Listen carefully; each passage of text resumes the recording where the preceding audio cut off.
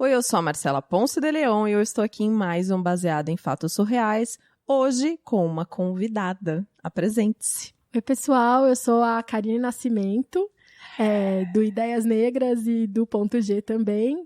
E tô aqui hoje para contar uma história. Vamos ver se eu consigo fazer isso. Não sei.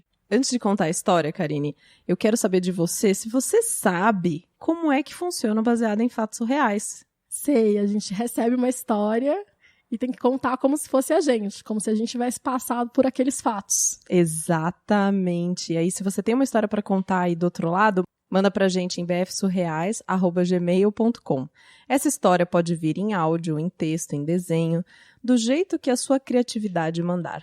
Tá pronta, Karine? Acho que sim, vamos lá. Vamos pro caso da semana. Baseado em fatos surreais.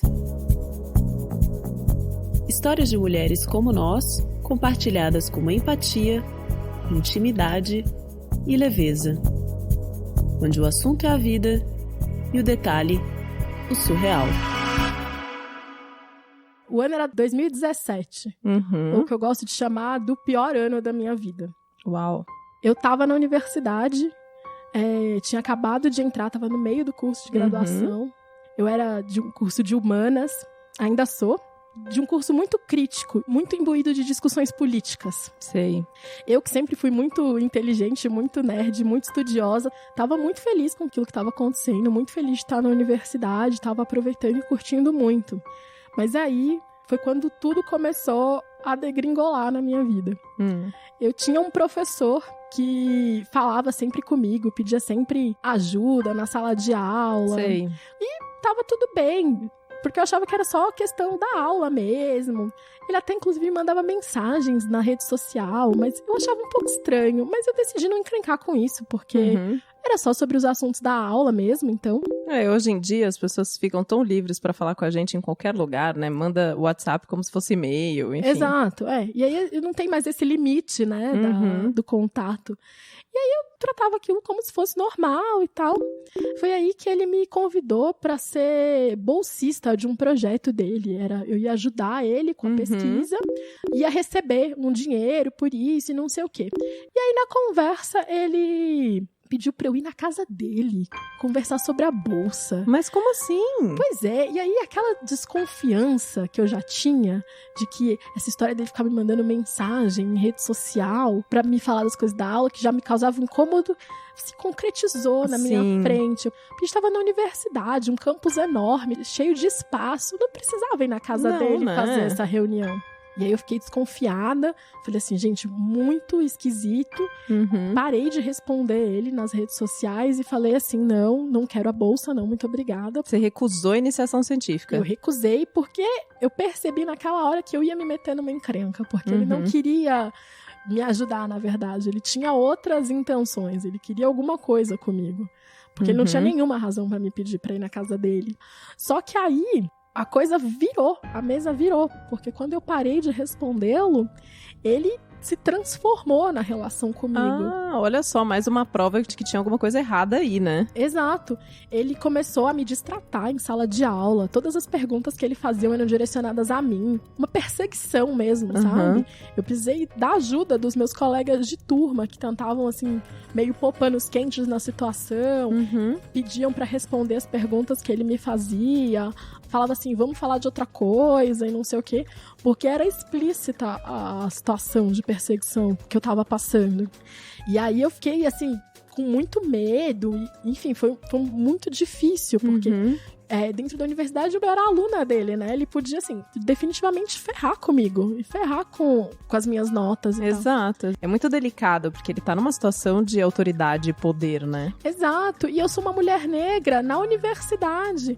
As relações de poder estão muito explícitas pra mim. Então, quando eu entrei na universidade, eu já tinha essa ideia de que eu tava entrando num espaço que não era um espaço acolhedor pra mulheres e pra mulheres negras. Eu nunca fui da militância, mas eu sempre estudei muito sobre o tema, e o jeito que eu encontrei de lidar com racismo e sexismo na minha vida foi através do estudo e de entender as questões. Foi através da produção científica e acadêmica. Então eu sabia disso.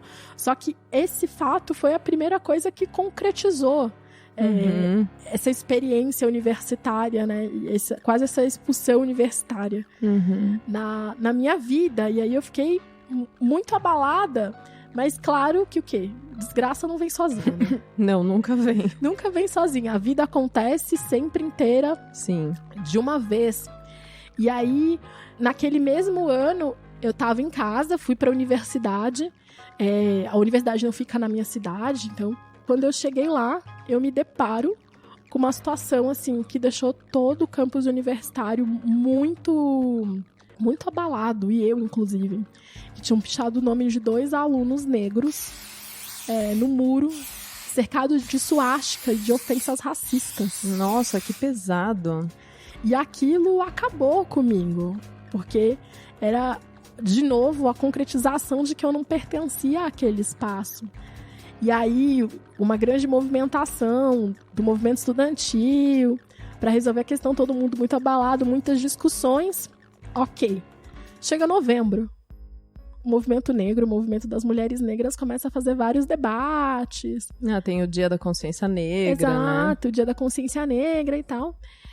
E aí, fui visitar a minha família, meu pai, minha mãe, meu companheiro, que moram em outra cidade, porque eu não sou da cidade da universidade. Isso é muito comum, né? Que a gente se muda para poder estudar. No meio do caminho, o meu celular acabou a bateria, então ficou desligado e tal. Cheguei em casa, botei o telefone na tomada e fui cuidar das coisas. Quando o telefone ligou, tinha, assim, muitas ligações, muitas mensagens. Eu, assim, gente, o que tá acontecendo? O que essa gente toda atrás de mim? É feriado, vamos, né? Dá um tempo. E aí eu fui olhar as mensagens e era assim: força, fica bem, me desejando coisas boas, me mandando assim, amor, good vibes e rubis. E eu assim, gente, o que tá acontecendo? E aí, ao abrir uma das mensagens, eu vejo uma foto de uma sala do prédio em que eu estudava. Escrito o meu nome, brancos no topo e fora macaca. Caraca! E várias suásticas. E eu entrei em choque. Assim, você não tem noção. Eu comecei a ter uma crise de choro horrorosa. E eu não sabia o que fazer, eu não sabia pra quem ligar, pra quem pedir ajuda. Porque o que você faz numa situação dessa, né? Porque você até sabe que essas pessoas estão aí, mas você não imagina que elas estão do teu lado, né? Exato, você nunca imagina que elas vão ter coragem de abrir a boca pra falar uma coisa dessas, né? Assim. E assim, coragem de abrir a boca não tinha, né? Pichou no muro e se escondeu. E eu fiquei completamente desnorteada.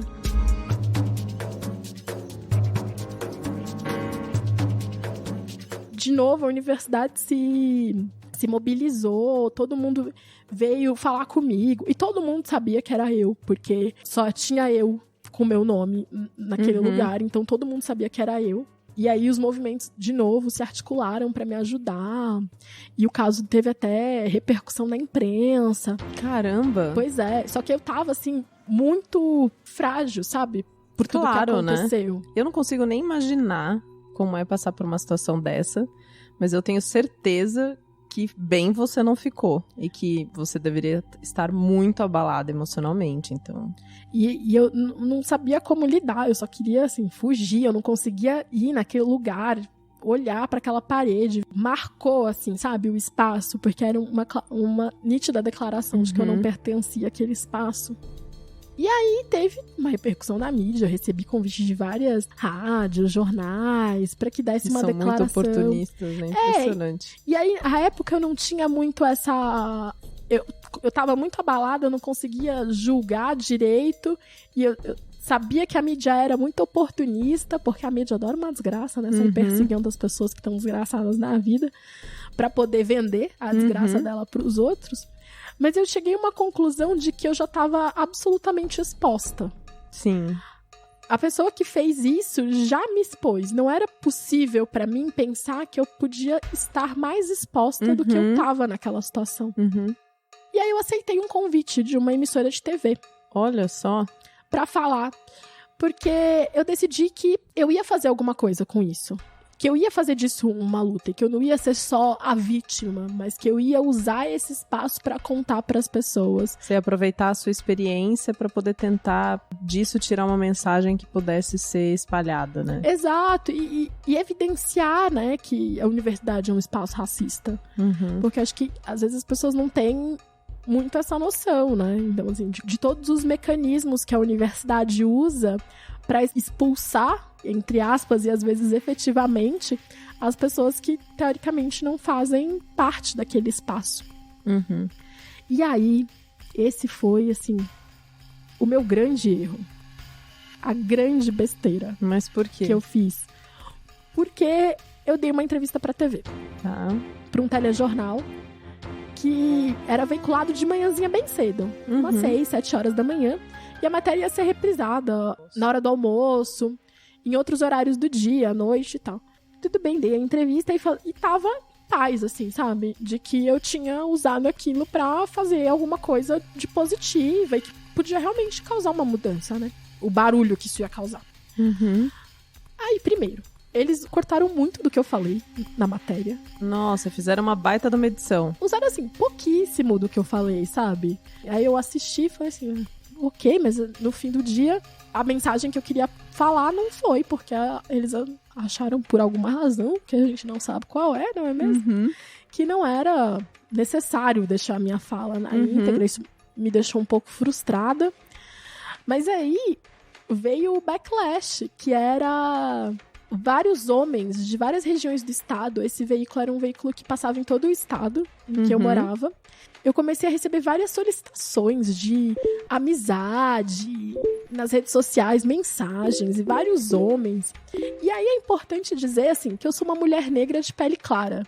Eu sou a mulata, estilo exportação, que essa sociedade racista usa para sexualizar as mulheres negras. Eu recebi vários convites, mensagens de assédio, assim, todos os homens mais bizarros do meu estado me mandando várias mensagens nas redes sociais. Que loucura, né? E eu, que já tava super fragilizada dessa situação, fiquei ainda mais, porque você imagina, já tinha passado por uma violência racista gigante, que já vinha de um histórico desse ano, que tinham acontecido desde o professor até outros colegas negros da universidade que tinham passado pela mesma situação que eu passei, aí comigo, e aí, assim, pra botar cereja no bolo da desgraça, acontece isso.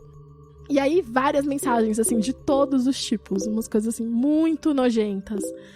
E aí eu fiquei, assim, desesperada, porque o que eu fazia? Porque era assim, eu te vi na TV, você é muito linda, me adiciona, me aceita, encontra comigo, sai comigo, e eu, assim, desesperada. É muito louco isso, né? Porque nós estamos sujeitos a uma situação onde os nossos dados de contato estão abertos nas redes sociais, porque hoje elas fazem parte da nossa vida, e isso, de alguma forma, autoriza que algumas pessoas entrem em contato com a gente sem nenhum tipo de permissão, já dizendo o que acha, que pensa, que sente, né? Sem pedir nem licença, assim, oi, tudo bem, né? E pra depois fazer algum tipo de comentário. Não, elas já descobrem quem a gente é e já nos invadem, né? E é isso, as redes sociais dão essa liberdade. E as pessoas acham que são próximas de você. E assim, ninguém veio falar comigo sobre o que eu tinha falado, ou alguma mensagem de apoio, sabe? E... Foi tudo no sentido de que, nossa, você é linda, quero te conhecer. Exato. E aí eu que já tinha passado por aquela situação no início do ano, e na época do professor eu ficava sempre pensando, será que eu dei motivo? Será que eu dei alguma abertura? Aí depois, quando isso aconteceu, eu fiquei assim, gente, mas eu tava absolutamente desarrumada na entrevista, eu tava acabada, o que são essas pessoas? E foi aí que eu percebi que, na verdade, o assédio não precisa de desculpa, né? Ele não precisa, entende? Não precisa. O fato de que você é mulher, e isso já é uma desculpa pra te assediar. E aí toda essa situação me abalou profundamente e decidi que eu precisava de um tempo e de espaço. Justo. E acho que essa foi uma grande decisão que eu tomei, assim, de verdade. Eu precisava de um tempo, de ficar com gente que gosta de mim, gente que me ama e que ia me cuidar mesmo, sabe? E aí eu decidi dar um tempo da universidade e voltei pra minha cidade, ficar com os meus pais, com meu companheiro por um tempo. e descansar. E aquela coisa de colo e de ser amada, sabe? Um pouco. E sair do meio do olho do furacão, dessa situação toda. Você voltar para um espaço seguro, né? Exato, voltar para esse espaço de segurança. Passado um tempo nesse espaço, eu me senti de novo confortável para voltar para a universidade. Bom. Então, eu acho que isso é uma coisa mesmo. Porque se a gente ocupa esse espaço e a gente é preterido e o espaço tenta nos expulsar, mas esse é um espaço privilegiado do saber e que, estando dentro desse espaço, a gente pode promover discussões, mudanças, revoluções, incômodos, porque a gente tensiona sempre. É óbvio que a gente vai sofrer, mas como é que a gente não desiste, né? E aí eu consegui voltar para a universidade, tô escrevendo minha monografia. Ai, agora. que bom! Tô muito animada. Me chama pra defesa. E quero prestar mestrado ainda esse ano e seguir a minha carreira acadêmica, porque eu ainda acredito que esse é um bom espaço de militância e de construção e desconstrução dessa sociedade racista, né? Então, todos os conceitos racistas foram construídos na academia. Então, acho que a gente também precisa reivindicar esse espaço e essas questões. E me aproximei mais do movimento, assim, efetivamente, né? Do movimento prático. E agora, depois de passado tudo isso, voltei na esperança de seguir e de que outras pessoas negras na universidade não tenham que passar pelo que eu passei, assim, né? Como é que a gente constrói espaços de apoio e tal. E aí é isso. Foi 2017, um ano, assim, terrível e de uma sequência de acontecimentos horrendos na minha vida. De acontecimentos surreais. Um atrás do outro, sempre, né? Porque a vida acontece assim, a gente nem acredita, né? No que acontece.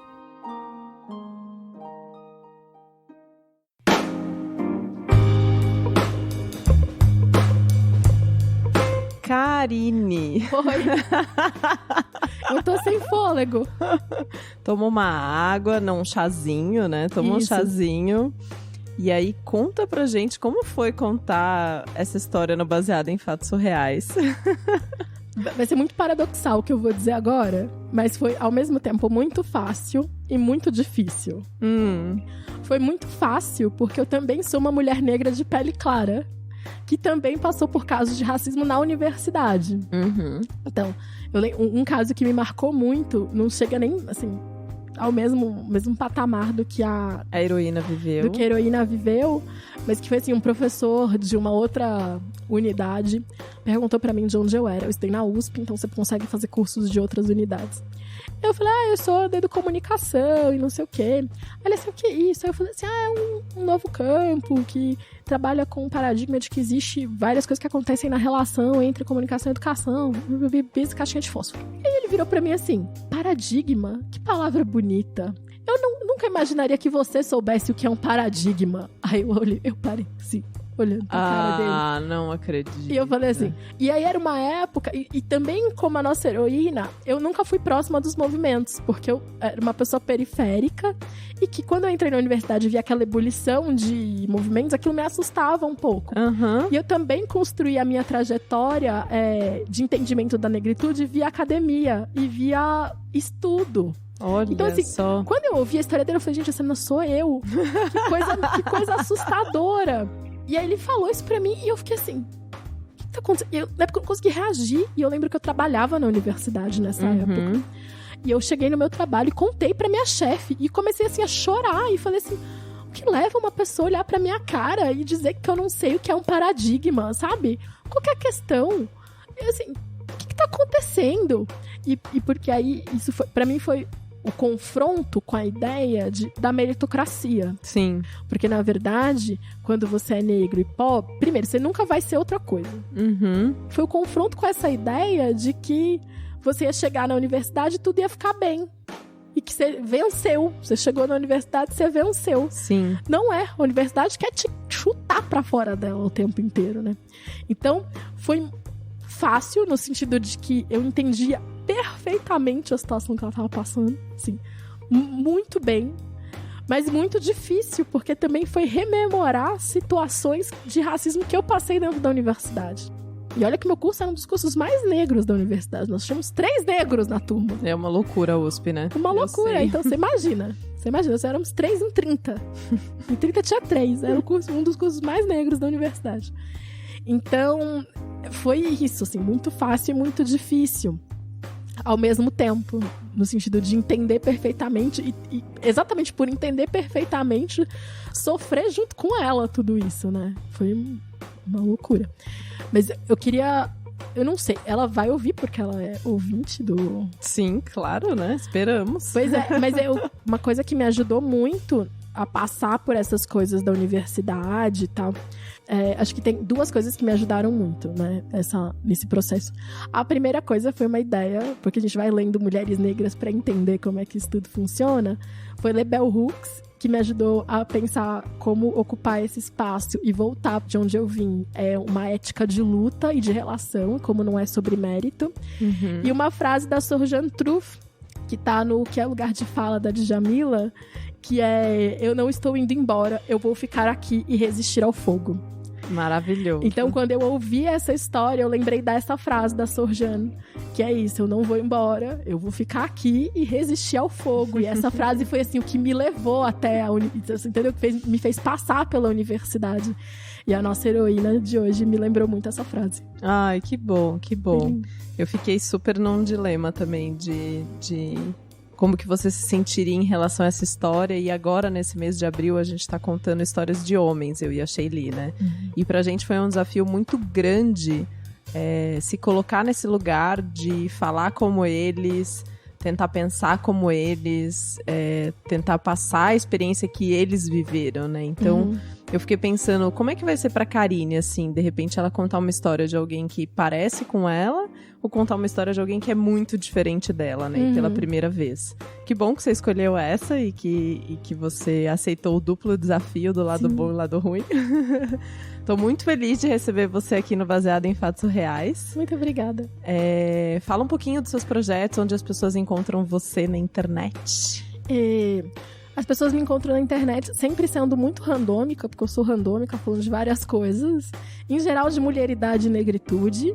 Tô no Ideias Negras, produzindo Ideias Negras. E no Ponto G, agora, hosteando uns episódios de discussão. Mas as pessoas também me encontram no Twitter, no @Karine_Nas, Karine com C e E no final. Falando de tudo, muito de educação, porque também sou educadora de cursinho popular e tal. Olha, que legal. Então, falando muito de educação, política e negritude e o que é ser mulher e negra nesse país, nessa situação política, né? Um desafio e tanto. Sim. E eu queria agradecer muito, além da Karine que está aqui com a gente hoje, você que está aí do outro lado escutando esse podcast. Estamos aqui no nosso episódio 86, rumo ao nosso 3º ano. Esse ano a gente faz 3 anos, sabia? Olha! Pois é, 3 anos contando esses casos surreais. Então, muito obrigada você que está aí do outro lado escutando a gente. Você que envia a sua história e faz esse projeto acontecer, muito obrigada. E se você quer colaborar com o Baseado em Fatos Reais, para que ele continue existindo e continue mandando histórias e, quem sabe, atendendo os pedidos que vez ou outra aparecem aí no Twitter de queremos Baseado em Fatos Reais todos os dias, então vai lá, apoia.se/bfsurreais e a partir de R$5 você já contribui com esse programa. Até o próximo Caso Surreal.